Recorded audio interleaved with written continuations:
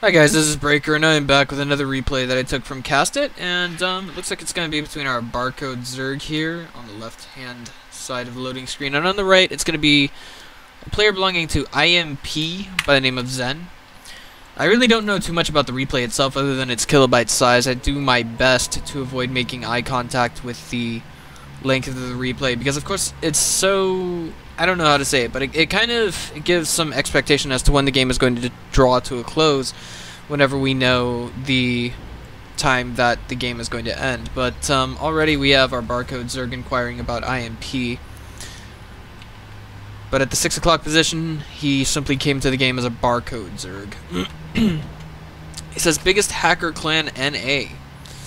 Ooh, that is pretty sick accusation there. And in the 12 o'clock position, spawning as our blue Protoss, ready to contest that statement. His name is Zen. He says, name one hacker on iMp. Well, the map that we're on right now is Polar Night LE. My biggest problem with this map, of course, would be the very fact, well, just the spawning positions, really, and that's it. They kind of play an eye with the caster's mind, or they kind of play a game with the caster's eye, and that's about it. And by that I mean you have to actually determine, okay, who's on the right side and who's on the left side of this map, because of course if you're looking at the top here, it's got basically, you know, I mean, our blue player is lined up on the right side, and that's it. He says, I will gladly kick them. Name just one, please. He says there is no one now that I know, and I think that was a good distraction. He almost got the probe that Zen sent out. By the way, in case you guys couldn't tell already, I'm actually kind of sick. He says then, what the fuck are you talking about? He says there has been some in the future?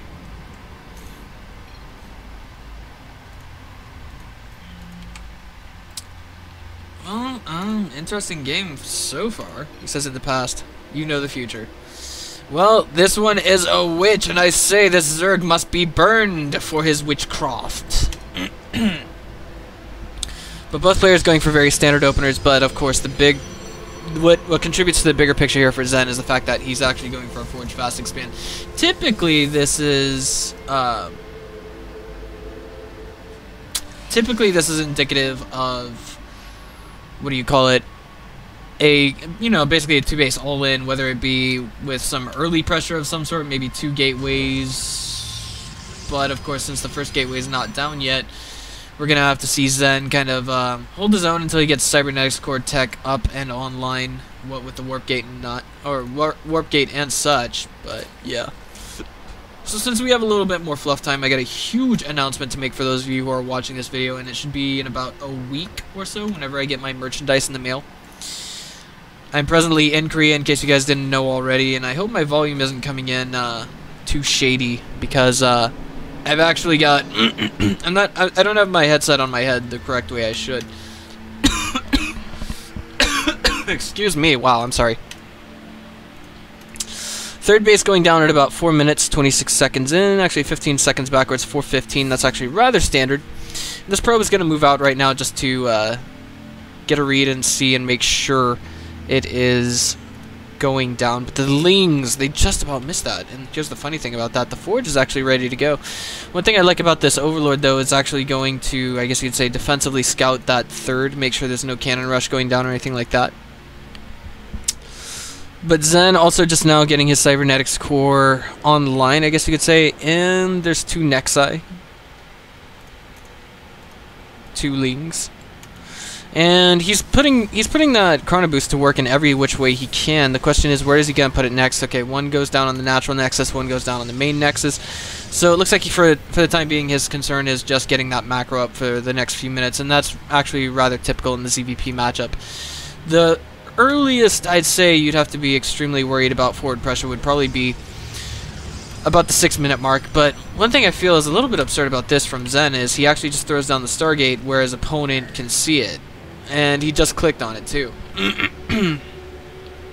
No, that was not my mouse reticule trying to fool you guys whatsoever. That was actually our Zerg player clicking on it. Don't get confused, guys. My reticule, if it's hovering over something, will be in yellow.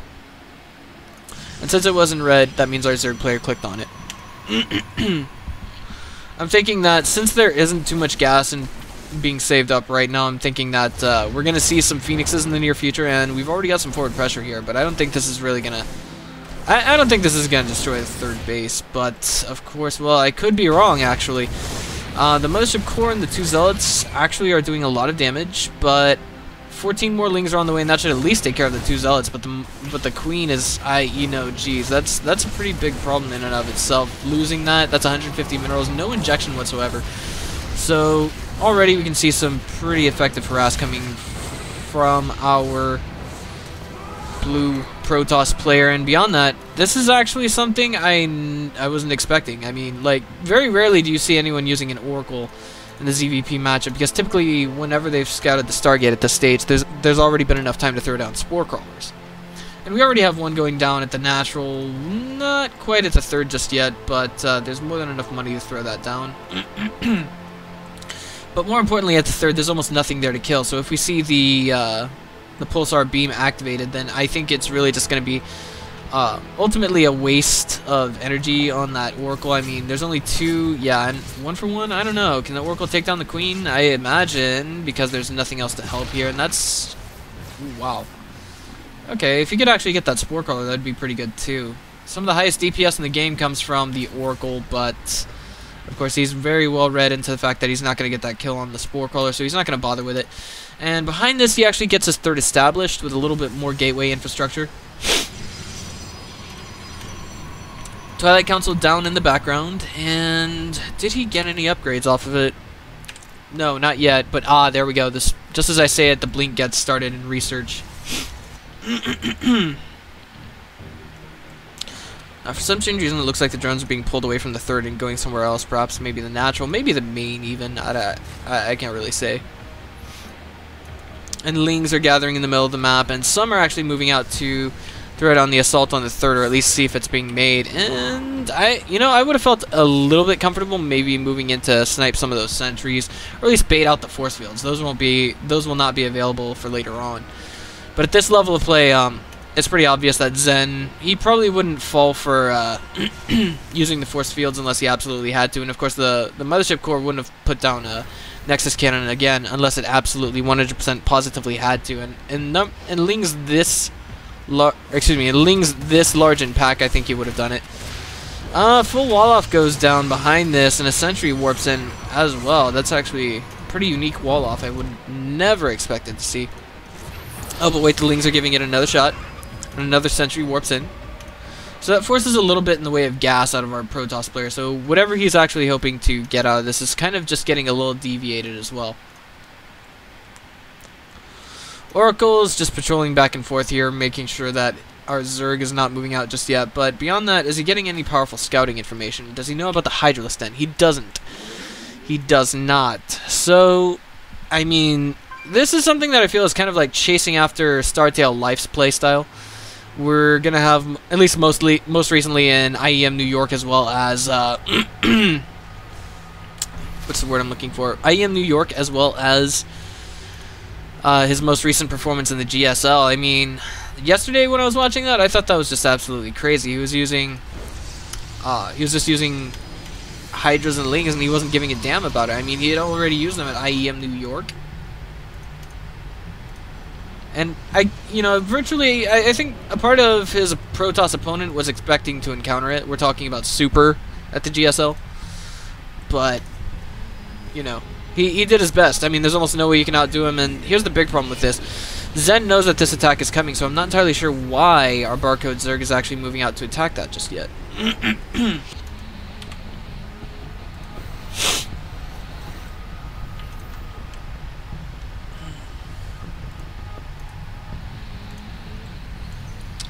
And this is actually something rather interesting. We're going to have maybe a run-by of about 5 Zealots going to the third in the near future. But wait, is that Cybernetics Core going to fall? If it does, oh my gravy. That means our Protoss is just stuck making Zealots for the near future. And speaking of, those 5 are going to be over here taking down the third in a matter of seconds. But will we see our Barcode Zerg be able to take down this main army from our Protoss? The Mothership Core falls. Bit of a blunder there from our Zerg, but, excuse me, a bit of a blunder from our Protoss, but at the same time we do see that Zen is punishing his opponent to some extent. He's actually forcing him to pull back just a little bit. if even just a little bit, to defend his own third. And it looks like now we're going to have Zen going hunting for pylons. I think this one, excuse me, not Zen, but our barcode Zerg. He's actually going to take down this one, but is he going to find another? No, he's not. And see, this is actually a clever little cheeky move that I think a good deal of Protoss players are learning to adapt more and more frequently. But our barcode Zerg is still not aware of our Protoss going for that third base. And what's even bigger is we're going to have the hard counters coming out pretty soon. We're talking about Colossi. I mean, Immortals are, I want to say, aside from tanking a lot of damage, they're virtually useless versus Hydras and Zerglings. But, I mean, here we go. Big engagement. Oh! Okay, well, it looks like our barcode Zerg was forced to back out of that. But what's even bigger is he hasn't scouted his opponent's fourth base. And this is actually kind of dangerous, what we see here, because this angle, it's actually cutting across. I mean, there's no way we could actually see our Protoss save that if it comes under attack. But now, here we go. It looks like the huge engagement's going down. The force field's going down left and right. Some Lings trying to make it forward, but some of them are absolutely distracted with that Nexus. And now it looks like we're going to have our barcode go in for the kill on that third base. He does get it, but unfortunately a bunch of probes fall. It's alright because the backdoor third was actually established behind this. Actually, not really established, but cleared away. The rocks were. And it looks like our Zerg barcode is now going to go ahead and take down the forge. He was canceling, it looks like, I want to guess, the +3 attacks. This is actually really big. Oh man, he's causing a lot of damage. If he can take down this Nexus, his Protoss opponent is going to be just super supply blocked. But now we have 2 Colossi in production, and these could be the last hope of our Protoss, who's now panicking and trying to get into the back of his main ASAP with all of his units. But the Hydras are going to try and take down this Robo, but there's 3 Hydras down here that are giving them vision, and they snipe it, but now there's 2 Colossi in the mix, and 3 DTs are actually taking down a good deal of all of these Hydras. So it looks like, for the time being, considering he doesn't have any cloak, or he doesn't have any detection, we're just going to see our 3-base Zerg pull back, but we still have a 2-base Protoss, and he's completely oblivious to this. Now Zen, it looks like, is going to move a bunch of probes to that that 4th base. Well, it was originally a 4th base, but oh man, and all these overlords getting popped. I mean, all that's really going to do is deny vision, not really supply block our Zerg. But at the same time, what's going on back at home is what we really need to pay attention to. We've just got a bunch of Hydras here. The 2 Colossi that are here are going to work wonders against all those Hydras, and the 4th base there for our Zerg just got canceled. And here we go. The Stalkers are now tanking for all those Colossi, and the Hydras are dealing out so much damage, moving forward. But there's no detection with this main army for our Zerg. That's actually going to work against him so much in the near future. Does he even have lair tech? He's got lair tech, but he's not making anything like that. DTs and Zealots are going to work on that 3rd base. And now 2 emergency overseers are being made, but I feel like the entire main army of our Zerg has just been totally wiped out. The positioning here is not actually favoring him whatsoever, and we see now that Zen is kind of moving forward, doing a lot of damage. But I swear, if he had just simply paid attention to all those Hydras that were at the natural, he would have known that his opponent has DTs, and he would have been forced to make, you know, whatever he could to detect it. And now it looks like the last few Hydras are coming into the fight. There's no income on the 3rd. That takes it to shambles. And now we have a barcode Zerg say, effing retarded race, this A move. And a GG from Zen. I don't think our Zerg actually ever knew about that base. No, he had no way to know about that. But the natural got reestablished behind that. I want to say that if it was taken down, you know, maybe it would have been a different story. Just maybe, because that would have forced our Protoss to wait till he got his natural reestablished to get any income going. But, I mean, that was really strong what he did. I mean, that attack, it really was. But I think the biggest problem was those hero DTs. I can't really say it enough. So, if you guys liked what you saw here today, just go ahead and click on the subscribe button. This is Breaker. I will see you guys next time.